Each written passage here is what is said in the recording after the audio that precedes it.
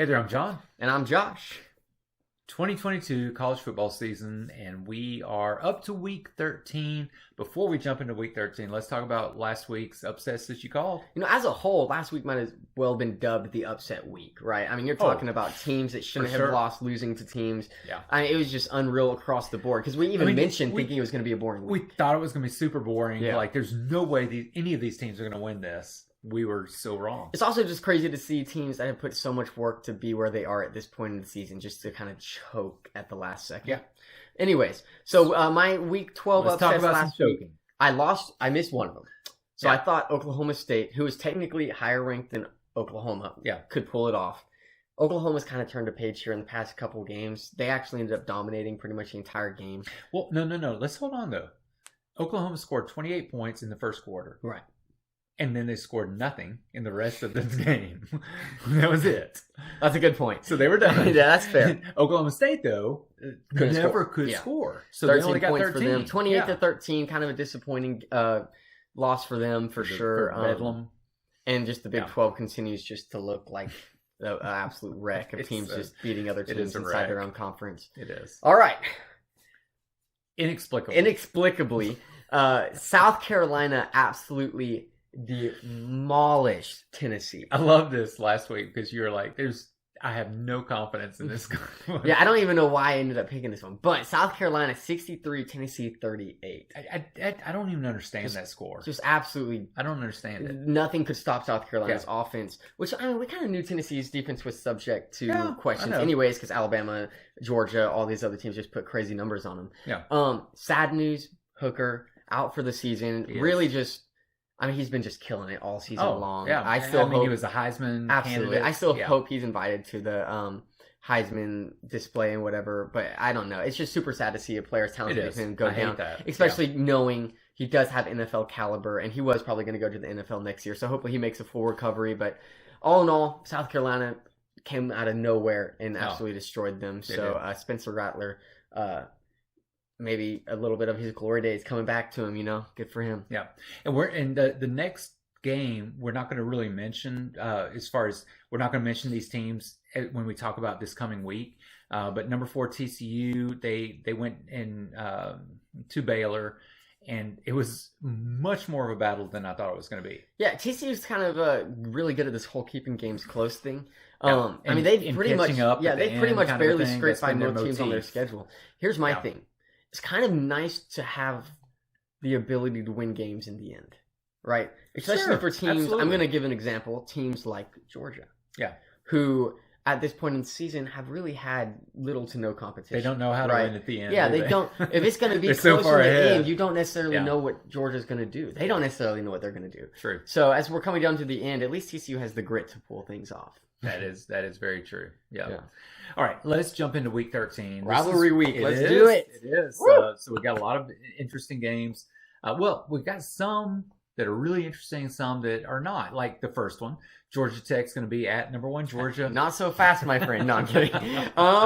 Georgia Tech. They did stun UNC earlier last week. Yes, they did. So they stunned inexplicably. Georgia Tech is trash. Yeah, there's no other way of putting it. This team has looked bad all season long. Somehow beats UNC out of North Carolina. I don't know how that happens. Especially North Carolina with a Heisman candidate quarterback. I know. Unreal. Georgia, another inexplicable one. Yes. Georgia will not make that mistake. Yeah.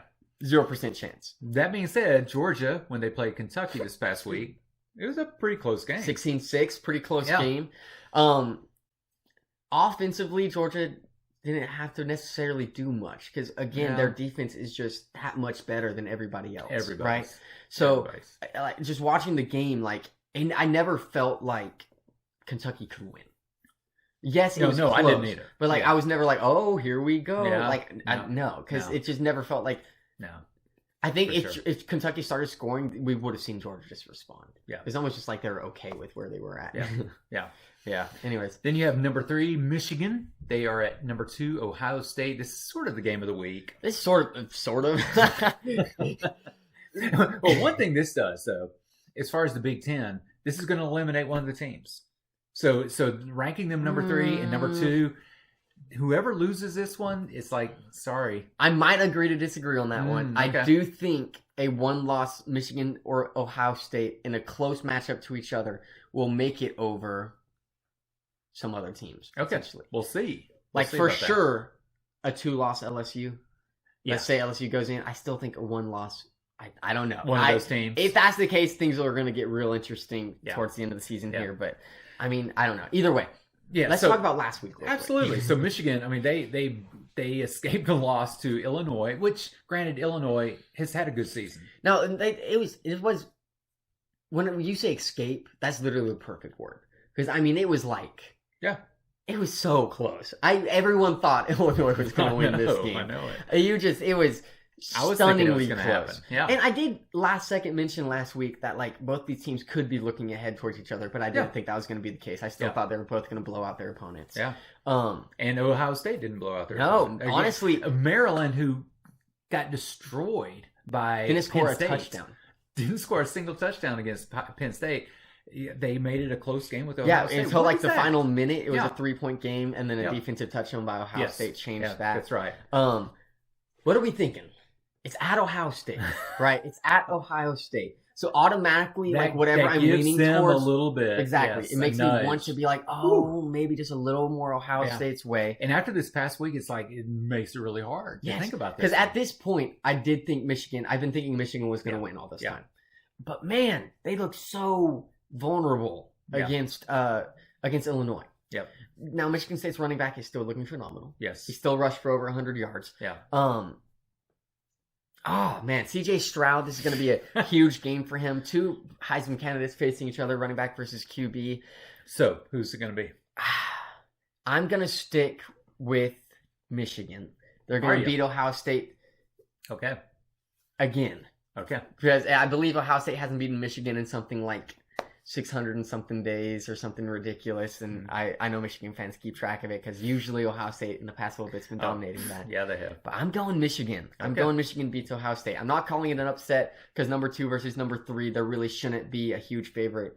So I'm just going Michigan wins. All right. So on Thanksgiving Day this week, we have the Egg Bowl. Yes. So you have Mississippi State. They're going to be at Ole Miss. Now, coming up to this game, I was thinking Ole Miss is going to just destroy Mississippi State.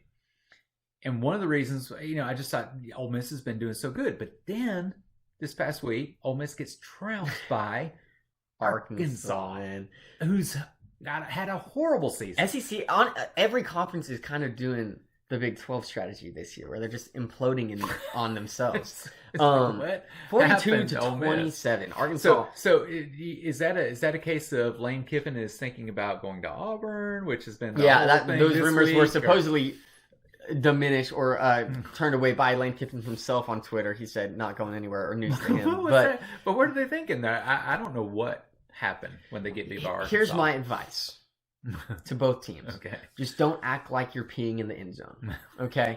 It might blow the game for you. Yes. If you remember last year, that's what actually ended up losing the game for one of the teams. I will say, no matter what, this rivalry is always fun to watch because these teams really do hate each other. They do. It's like Alabama. I have to lean towards Ole Miss getting a rebound and winning this game. I'm thinking so too. Yes, but I do think it'll be close just because the aspect of these two teams hating each other so much. All right, let's go to the Mountain West. We have 5-2 Utah State in Mountain West Conference. They're going to be facing an undefeated Mountain West Conference, Boise State. So Boise State's already clinched the Mountain West Conference championship bid. Likely against Fresno, right? Yes, against Fresno no matter what. Yeah. Plus, they'll be hosting, so it'll be at Boise. Yeah. So this is honestly I don't want to say a tune-up game, because that's dangerous. Yes. But it is there's nothing Boise's really playing for at this point. This is so bad to say, and I know the coaches aren't pushing this. Yeah. But like, it's this at this point, it's pride. Boise State hates Utah State. Yeah. We just do. Utah State has beat us previously when it mattered for us, so there is a lot of bitterness. It is not technically the last home game, but it is senior day. Yeah. Right. So it's senior day, which really matters. Plus, Boise State's already just blown our expectations out of the water at the beginning of this season, right? At this point, let's go for ranking. Let's go for as high as we can get. So next season, however we start, for a group of 5 team, you have to start off somewhere in the top for you to have any chance of anything by the end of the season. Yeah. So this game is actually huge in my mind. So as much as I can say at the beginning, like, oh, well, technically we could lose. We're still making to the conference. Yeah. We still have a chance to win the Mountain West either way. This game matters so much because we need to start so good next year. So I think Boise wins, and I think we win by 17 points. Okay, let's briefly mention last week's game. Oh, the stunner. Boise, yeah, I mean, it was a fight in Wyoming. We expected it. I mean, Wyoming had been doing great in the Mountain West, and wow. Whether you're a Boise fan or not, I encourage you just to go watch the final 2.5 minutes. There's clips of it on YouTube. Just watch the final 2.5 minutes of this Wyoming game. It's one of the most roller coaster rides of just like 3 turnovers in a span of 2 minutes. Including a fumble by Boise, where UCF thank you, by star quarterback Kalani for Boise, where the freshman quarterback Taylon Green tackled the player at like the 18-yard line, and there's 45 seconds left, and then Wyoming for some reason throws the ball and immediately throws an interception to J.L. Skinner for his second consecutive pick of the game. Crazy. Just a wonderful college football game. I probably wouldn't be saying that if we hadn't won, but winning the game in 2017, it was a great game. Okay. Now let's move to the American Conference, complicated conference now. You have number 19 Tulane. They're going to be at number 24 Cincinnati. Both of these are 6-1 in the American Conference. All right. Someone explains to me. This is where it gets Someone explains to me what's happening. Yeah. So let's say, first off, UCF has beat both of these teams. So if UCF wins against... But UCF has 2 losses against teams that just... Another inexplicable moment. We'll just go ahead and talk about this game. So UCF is playing South Florida this week, right? So if UCF beats South Florida, by the way, UCF lost to Navy last week. I know. Embarrassing loss to a horrible 3-7 Navy. It was a conference game as well, and 3-7 Navy. I mean, they were horrible loss. Yeah. So if UCF beats South Florida, they make it to the conference championship game no matter what, because they have the head-to-head matchups versus Tulane and Cincinnati. Yes. Houston didn't play UCF. Houston lost to Tulane. Okay, so no matter what, with that head-to-head matchups in conference games, UCF is going to make it over Houston because they're higher ranked. Yes. So let's talk about Tulane and Cincinnati. If Tulane or Cincinnati, whoever wins that, automatically in the conference championship game. Yes. Now, absolutely. It gets a little spicy if UCF loses. If UCF loses, no matter what, they're out. To Houston? Yeah, no, to South Florida. If UCF loses to South Florida, they are automatically out of the conference championship game. Yes. Now, that being said, that leaves Tulane and Cincinnati. Cincinnati hasn't played, just stick with me here. Cincinnati hasn't played Houston this season. Yeah. So if Tulane beats Cincinnati, it depends on rank, which I believe means Cincinnati still makes it. Now, if Cincinnati beats Tulane, Tulane has played Houston and beat them in overtime at the beginning of the season. So they had the head-to-head matchup there. Yeah. So really, it all just depends on if UCF beats South Florida, which I do think they will, by the way. So as long as UCF beats South Florida, then the winner of Tulane and Cincinnati will play them. Yep. Okay. There's my spiel. There you go. Hopefully you stuck with me there. That's right. Okay, North Carolina State's going to be at number 17 UNC. We already mentioned UNC getting beat by Georgia Tech earlier, which was crazy. It shouldn't have happened. But here we have an in-state rivalry. And... Gosh, will UNC recover? This is your stereotypical younger brother versus older brother game that a lot of these this season are. UNC is the big brother of the state. I do think UNC recovers and wins this one. In my mind, North Carolina State has had such a disappointing season. They were so many expectations. Yeah, it's lots of pressure at the beginning of the season, and they just kind of collapsed. You're right.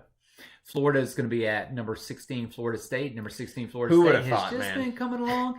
And Florida just lost to Vandy. Vandy's second SEC win in a row. Yo, Vandy's on fire. Let me tell you. It's crazy. What has happened there, I don't know. And Florida, they're turning a new leaf. That's super disappointing for Florida, for sure. At the beginning of this season, there's 0% chance I would have said Florida loses this game.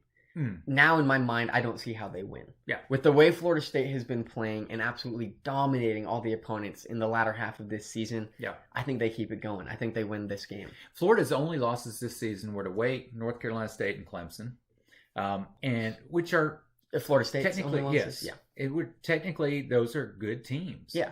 But man, I tell you, I really think Florida State can win this one as well. Exactly. Then you have number 13, Washington. They're at Washington State, another in-state one. And so I can't see Washington State being able to pull off, even at home, a win against Washington. Now, I'm not exactly sure how it all works out, but I do believe Washington is still vying for a conference championship. They are. They only have 2 losses in conference. That's right. And so you got USC and Oregon. Technically, like USC's in no matter what, because they're playing an out-of-conference game this week against Notre Dame. Yes, which we'll talk about later. That's right. Yeah, and then Oregon, and then Washington is still on the outside, but they have a possibility. Yeah, and we'll talk about the Oregon game too soon as well, because that's a huge game. Oh, it is determining who's going to make it. Yeah. So we'll see what happens. I do think Washington wins. I think Washington too. Okay, number 22, UCF. We already mentioned earlier. I do think, I split UCF ahead. will win. I do think UCF wins. Yeah, I just don't see it not happening. Then we have the Iron Bowl. Auburn's going to be at Alabama. Both of those had cupcake games this past week. Both of them won as expected. Do we think Auburn has any chance? We never do. Not they really. somehow still pull it off every once in a while. So I think the fact that it's at Alabama automatically just not a chance, right? Yeah. By the way, that's true. At this point, Alabama's playoff hopes are gone. Oh, they're gone. So, for sure. Depending on how even if they win this, they're not going into the SEC championship. Depending on how Nick Saban coaches them up and everything, I know the players are probably a little disappointed because Alabama's always wanting at least to make it to the playoffs itself. So, which brings us Week 13 upsets. These are some pretty big upset picks for me. I don't necessarily feel bad about either one though. Sometimes I feel pretty bad about like South Carolina. Number 9 Oregon at number 21 Oregon State. I think Oregon State beats Oregon. That'd be huge. Which will just open up the Pac-12, I think, because we'll have to look into it. But Washington beat Oregon, right? Am I wrong? Yes. If I am correct about Washington beating Oregon, that means they have the head-to-head. Okay, that means they have the head-to-head matchup. I just have to remember who's on which side. It's so confusing trying to remember all the conferences and everything, but it'll just make things crazy. It really will. Yeah. So because Oregon just beat Utah by 3 points. Yeah, close game. And it was a tough battle too. So they're tired. Oregon State has looked pretty good here at the end of the season. So Oregon State's losses were to USC, to Utah. No, that's not right. That was Oregon's losses, right? Oregon's losses, yes. So I don't know. I don't know. This is... No. We're getting confused now. Okay. Because Oregon beat Utah. That is true. They did. Yeah. There's so much in the Pac-12 that's just made a mess out of themselves. Every conference is a mess. Look, every conference is a mess. Either way, huge game. SEC, Georgia's all by themselves. Huge game. Okay. For the Pac-12. Next one. Notre Dame at USC. Now, okay. I have chosen against Notre Dame in upset games like the past multiple times, and they've literally won every single time. So I'm just like, at this point, I just feel obligated. I'm like, I've passed them so many times up at this point and been like, they don't have a chance. So I'm just like, they do have a chance, right? Yeah. It's Notre Dame. They struggled at the beginning of the season, lost some games they shouldn't have lost. Marshall and Stanford. Yeah, lost some games they shouldn't have lost. But then they started beating teams. Yeah. I do think Notre Dame wins, and USC just came off such a brutal fight against UCLA. Yeah. So like Oregon just came off their brutal fight. USC just came off their brutal fight. Yes. Nobody watched because it was at 11 p.m. at night, but still like huge, just tough battles for both of these teams, which is why I'm picking their opponents. Okay. Notre Dame wins. Oregon State wins. We'll see what happens. That's right. So that's week 13. Stay tuned. Go Broncos.